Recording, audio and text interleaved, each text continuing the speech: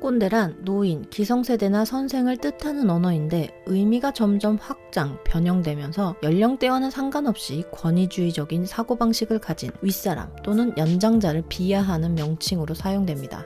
요즘 세대들은 꼰대라는 이름으로 기성세대를 부정하고 기성세대들은 요즘 것들이라는 이름으로 지금 세대를 꾸짖습니다. 그리고 많은 경험을 한 기성세대와 새로운 경험을 한 요즘 세대 간의 날선 전쟁이 벌어집니다. 그러나 내가 가진 경험으로만 보면 틀릴 수도 있지만 상대방의 기준으로 보면 맞는 것도 있습니다. 틀린 게 아니라 다른 것뿐입니다. 서로가 서로를 이해하지 못한 채 자신의 경험만으로 판단한다면 세대를 떠나 누구나 꼰대입니다. 따지고 보면 꼰대는 나이나 세대적인 특징과는 관련이 없습니다. 자신의 경험 안에 갇혀 있고 그 경험 안에서만 판단하고 그 경험 밖에 있는 것을 부정하면 꼰대가 되는 것입니다. 할 말은 하되 서로의 경험과 의견을 들어주는 것, 자신이 경험하지 못한 것에 대해 수용하려는 태도, 선입견과 편향성을 극복하기 위해 노력하는 것에서 서로의 마음을 녹이는 계기가 만들어질 수 있습니다. 우리는 질문을 던질 필요가 있습니다. 꼰대라는 말 때문에 알게 모르게 선배나 상사의 이미지를 부정적으로 세뇌시키고 있는 것은 아닐까요? 우리는 사회가 만들어 놓은 개념에 쉽게 동화됩니다. 그리고 그 개념이나 프레임 안에 우리의 생각을 가두죠. 이는 남들이 다 그렇게 생각하는 것에 쉽게 동조하려는 경향 때문입니다. 꼰대의 어원은 다양합니다. 번데기의 사투리인 꼰대기에서 왔다는 설도 있고 프랑스 백작을 뜻하는 콩테에서 왔다는 말도 있습니다.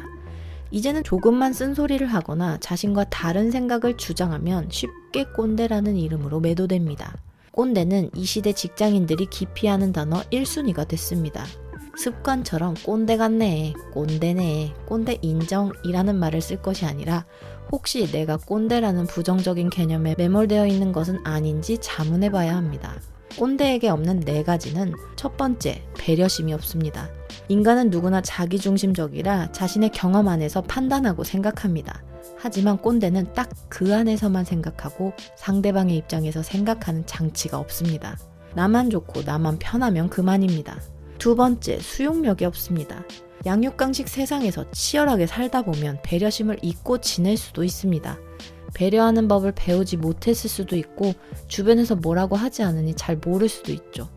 하지만 문제는 주변에서 피드백을 주었음에도 불구하고 듣지 않는다는 겁니다.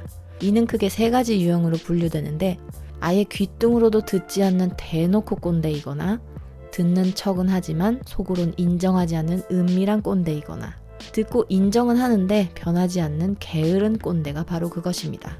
세 번째, 인간미가 없습니다. 미안할 때 미안하다고 말하고 고마울 때 고맙다고 말하는 사람이 인간적인 사람입니다. 하지만 꼰대는 그렇지 않죠. 네 번째, 센스가 없습니다. 여기서 말하는 센스란 상황 파악 능력과도 같은데 내가 한 말과 행동이 상대방에게 끼칠 영향력을 알고 한 번 더 생각하고 행동하는 것을 뜻합니다. 그런데 꼰대는 이 센스가 없습니다. 사랑이란 상대방이 원치 않는 행동을 하지 않는 것이다 라는 말이 있습니다. 뭔가를 더 잘해주려고 하지 말고 진짜 하지 말아야 할 것을 안 하는 게 더 중요하다는 말이죠. 그렇다면 사회적인 꼰대가 되기 위해선 무엇을 빼야 할까요? 첫 번째, 불분명한 업무 지시.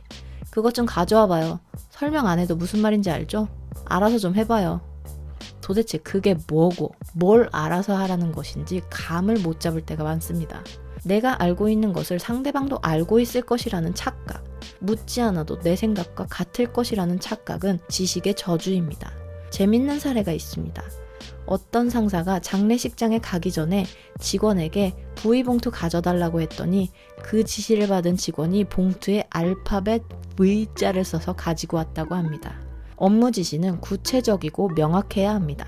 중학생도 알아들을 수 있을 정도로 쉽고 구체적으로 하는 것이 좋습니다. 목적과 목표를 정확하게 말해줍니다. 이 일을 왜 해야 하는지, 일의 수준과 아웃풋 형태를 설명합니다. 또 업무 범주와 핵심 과제를 명확하게 전달해서 그 일이 전체 업무 중 어디에 해당하고 구체적으로 무엇을 어떻게 해야 하는지 방법을 알려줍니다. 그리고 기대사항 표명을 명확하게 합니다. 업무에서 기대하는 바와 언제까지 어떤 형태로 보고해야 하는지까지 명확하게 지정을 해줍니다. 두 번째, 자주 바뀌는 지시 내용. 자신이 제대로 기억하지 못하는 것을 우기거나 감 혹은 기분에 따라 의사결정 기준을 바꾸고 일정을 자신의 업무 스케줄에 따라 마음대로 변경하는 것은 주의해야 합니다. 불가피한 경우라면 직원에게 그렇게 된 이유를 알리고 동의를 구하는 편이 좋습니다. 최대한 일관성을 지키려는 노력이 중요하지만 불가피하다면 그렇게 할 수밖에 없는 이유를 명확히 설명하고 공감을 유도합니다. 세 번째, 결과만 가지고 판단하는 것. 결과는 정확하게 따지되 과정만큼은 인정해야 합니다. 그 정도 관용은 인간미로 남겨두세요. 네 번째, 책임 회피. 한국인이 제일 못하는 말이 잘못했습니다. 잘 모르겠습니다. 미안합니다 라고 합니다. 모두 자존심과 관련된 말들입니다.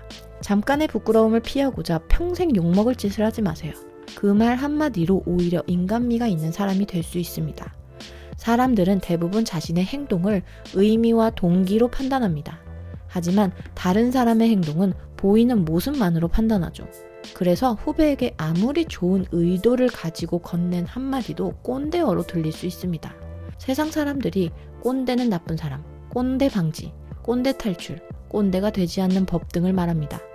이런 분위기에는 세월이 지나고 경험이 많이 쌓이면서 자연스럽게 생기는 경험치를 드러내는 게 두려워집니다. 꼰대 같아 보일까봐 걱정스럽기 때문이죠. 꼰대가 될까봐 두려울 땐 오히려 먼저 꼰밍아웃을 하고 소신있게 자신의 생각을 말해보세요. 이제 할 말은 좀 하고 삽시다. 다만 다른 이의 말에는 귀를 막은 채 자신의 말만 고집하는 꼰대가 아닌 새로운 꼰대가 되세요. 영화 은교를 보면 이런 대사가 나옵니다. 너희의 젊음이 너희 노력으로 얻은 상이 아니듯 내 늙음도 내 잘못으로 받는 벌이 아니다. 나 때는 그랬다. 물론 지금과는 다르다. 너희도 그래라는 것이 아니라 그때의 내 노력도 조금은 인정해달라는, 이해해달라는 절규에 가까운 말이기도 합니다. 내가 그렇게 이겨냈듯이 너희도 할 수 있다 라는 응원의 메시지도 담겨 있을 것입니다. 그러니 꼰대의 이 뜨거운 라떼에는 시원한 아아로 받아주면 어떨까요? 앙냥냥 부캐스트, 오늘은 임영균 저자의 나는 그냥 꼰대로 살기로 했다를 통해 꼰대들이 이 시대를 살아가는 방법을 알아봤습니다. 그럼 여러분의 교양 있는 사회생활을 응원하며 다음 부캐스트에서 또 만나요. 안녕.